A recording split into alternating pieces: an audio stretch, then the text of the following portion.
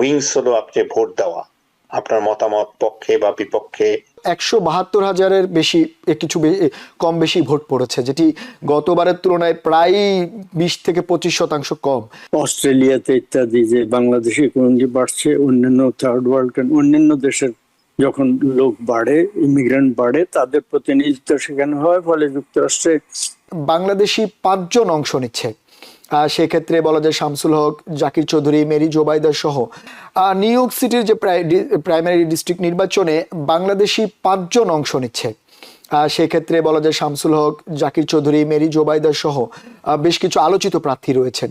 এই যে বাংলাদেশি প্রার্থীরা নির্বাচনে অংশ নিচ্ছে, এটিকে আপনি কিরকম ইতিবাচক দিক হিসেবে দেখছেন? আমি অবশ্যই এটা ইতিবাচক মনে করি। বাংলাদেশি কমিউনিটি বাড়ছে, যে কোনো দেশে যখন এই যে ইমিগ্রেন্ট কমিউনিটি বাড়ে, ইউরোপের কোনো কোনো দেশে, অস্ট্রেলিয়াতে ইত্যাদি যে বাংলাদেশি কমিউনিটি বাড়ছে, অন্যান্য থার্ড ওয়ার্ল্ড অন্যান্য দেশের যখন লোক বাড়ে, ইমিগ্রেন্ট বাড়ে, তাদের প্রতিনিধিত্ব সেখানে হয়, ফলে যুক্তরাষ্ট্রে বাংলাদেশি, চাইনিজদের, কোরিয়ানদের প্রতিনিধিত্ব আছে, ভারতীয়দের, পাকিস্তানদের প্রতিনিধিত্ব আছে। বাংলাদেশে থাকবে না, থাকা উচিত, বাড়বে।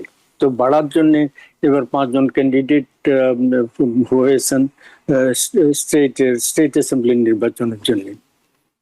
আচ্ছা, তো এটা ভালো কথা। আমি এটাকে খুব পজিটিভ সাইন মনে করি। বাংলাদেশে মানে উৎসাহিত হচ্ছেন। এর আগে নিউ ইয়র্ক সিটি কাউন্সিলের নির্বাচনে অনেকে প্রার্থী হয়েছিলেন। বহু বছর আগে মোর্শেদ আলম নিউ ইয়র্কের স্টেটের সেনেটর হওয়ার জন্য প্রার্থী হয়ে বিপুল ভোট পেয়েছিলেন, জয়ী হন না, বিপুল ভোট পেয়েছিলেন।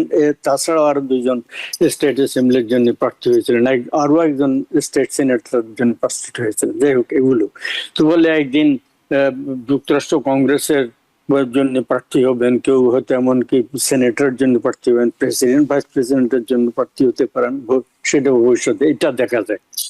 এই যুক্তরাষ্ট্রের বিভিন্ন স্টেটে কিছু কিছু বাংলাদেশি নির্বাচিত হয়েছেন।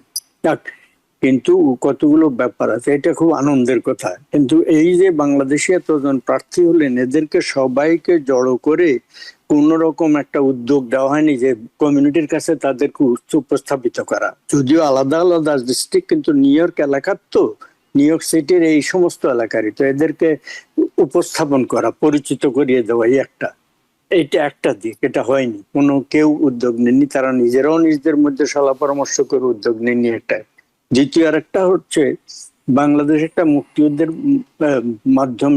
মধ্য দিয়ে হয়েছে, সেখানে এখনো পর্যন্ত মুক্তিযুদ্ধের পক্ষ বিপক্ষ এই ঘটনাটা আছে।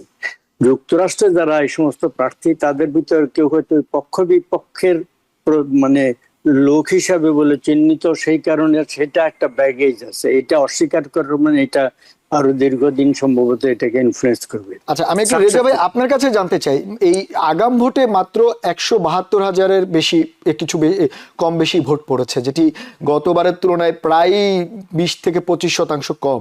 মানে কিন্তু সামার আবহাওয়া ভালো, কিন্তু মানুষের ভোটার উপস্থিতি কম। তার মধ্যে যদি আমরা বাংলাদেশি ভোটারের কথা বলি, তার উপস্থিতি আরো কম। প্রার্থী 5 জন রয়েছেন, কিন্তু ভোটার উপস্থিতি সেভাবে হয়নি। তো আপনি এই যে কমিউনিটি ডেভেলপমেন্টের জন্য এই ভোটারদের, বিশেষ করে বাংলাদেশি কমিউনিটি ভোটারদের ভোট কেন্দ্রে উপস্থিত হওয়া এবং রায় দেওয়া, এটা কতটা গুরুত্বপূর্ণ বলে মনে করেন? না, প্রতিটা আমরা যেখানে থাকি, যেখানে ডেমোক্রেটিক সিস্টেমের একটা প্রধান উইংস হলো আপনি ভোট দেওয়া, আপনার মতামত পক্ষে বা বিপক্ষে, হ্যাঁ বা না, বা আপনি এ কে সাপোর্ট করেন না বি সাপোর্ট করেন, এটা অবশ্যই খুবই গুরুত্বপূর্ণ। কিন্তু আনফরচুনেটলি দেখা যাচ্ছে যে প্রবাসী আমরা যারা আছি বাংলাদেশিরা, আমাদের মধ্যে এই সচেতনতা বোধটা খুব একটা আশাপ্রদ না। আমরা ভোট দিতে যেতে চাই না, ভোট দিলে কি হবে, ওই একই তো হবে, এই ধরনের একটা নেগেটিভ অ্যাটিটিউড কাজ করে। এবং এটা কাজ করার পেছনে যেটা মোহাম্মদুল্লাহ ভাই বললেন, যে যারা প্রার্থী তাদেরকে একটা, আমাদের তো দুটো স্ট্রং মিডিয়া, একটা হচ্ছে আপনার টিভিএন আপনারা, আরেকটা হচ্ছে তাহের সাহেবের টাইম টিভি। এই দুটো মিডিয়াতে এদেরকে এনে, এই ক্যান্ডিডেটদেরকে এনে যদি আরো পরিচয় করিয়ে দেয়া যেতে পারতো, তাহলে কিন্তু এটা একটা ভালো হতো। কিন্তু এখন তো আগামীকালকে ভোট বলে লাভ নাই, আপনিও বলেছেন, আমিও বলি, ভবিষ্যতের জন্য। এবং যেটা মোহাম্মদুল্লাহ ভাই আবারও বলেছেন যে এই ক্যান্ডিডেটদের কিছু কাজ লোকাল ডেভেলপমেন্টের ব্যাপারে তারা কে কি কাজ করছেন সেটা তাদের সিভি বা তাদের ক্যারিকুলাম ভিটা বা বায়োডাটা যেটাই বলি না কেন সেখানে থাকলে উপকার হয়, মানুষ জানতে পারে। এই যে একটা হেলদি একটা কম্পিটিশনের যে আপনার কতগুলো গাইডলাইন, এটা কিন্তু আমাদের ক্যান্ডিডেটরা আমার জানা মতে আমি দেখিনি যে তারা সেটাকে কখনো হাইলাইট করেন বা প্রায়োরিটি দেন। এর ফলে হয় কি ক্যান্ডিডেটরা, যেটা মোহাম্মদুল্লাহ ভাইও বলেছেন একই কথা, যে তারা শুধু চাচ্ছেন যে এই কয়েকজন বাংলাদেশিরা বা কয়েকজন আশেপাশের অন্য দেশিরা তাদেরকে ভোট দিলেই বুঝি তারা একটা জয়ী হয়ে যাবে। হতে পারে বা নাও হতে পারে, তবে একজন ভালো পলিটিশিয়ান হতে হলে আপনার এই জিনিসটা যেটা ইংল্যান্ডে করে, যারা বাংলাদেশিরা যারা আপনার নির্বাচনে অংশগ্রহণ করে এবং যারা পার্লামেন্টে যায় তাদের কিন্তু অনেকগুলো ক্যারিকুলাম ভিটা থাকে, কিন্তু সেই জায়গাটাতে আমাদের বাঙালি ক্যান্ডিডেট বা বাংলাদেশি ক্যান্ডিডেটদের এখনো অনেক শিথিলতা আছে। তবে আশা করা যায় সময় আসছে, এটা মাত্র শুরু। অর্থাৎ আমি এই ব্যাপারে আশাবাদী যে আগামীতে যারা ক্যান্ডিডেট হবেন তারা এই কাজগুলো অবশ্যই করবেন, এটা হচ্ছে আমার প্রত্যাশা। ধন্যবাদ।